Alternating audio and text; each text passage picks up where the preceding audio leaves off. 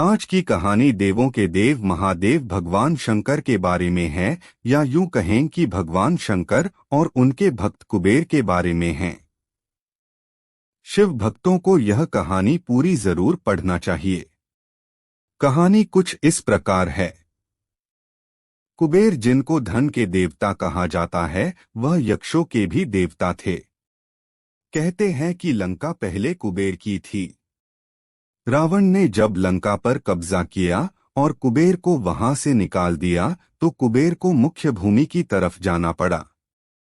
प्रजा और राज्य को खोने के बाद कुबेर निराश हो गया था, इसलिए उसने भगवान शिव की आराधना और भक्ति शुरू कर दी। इस तरह से कुबेर एक शिव भक्त बन गया।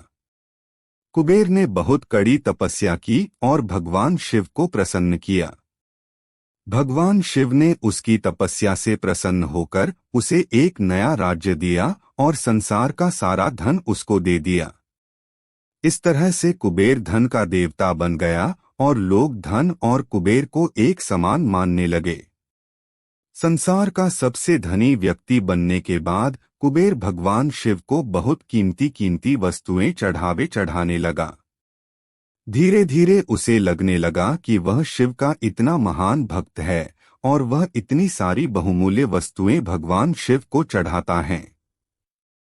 लेकिन सत्य तो यह था कि भगवान शिव ने कभी भी उसकी चढ़ाई विभूति के अलावा किसी और वस्तु को छुआ तक नहीं था। कुबेर जो यह मानने लगा था कि वह अब भगवान के लिए कुछ भी कर सकता है और उन्हें जो चाहिए वह दिलवा सकता है।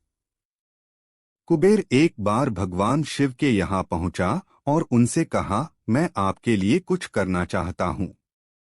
आप मुझे बताइए मैं आपके लिए क्या कर सकता हूँ। भगवान शिव ने कहा, तुम मेरे लिए कुछ नहीं कर सकते क्योंकि कुछ करने के लिए मेरी कोई आवश्यकता है ही नहीं। लेकिन कुबेर शिवजी से बहुत आग्रह करने लगा कि वह उनके लिए कुछ करना चाहता है।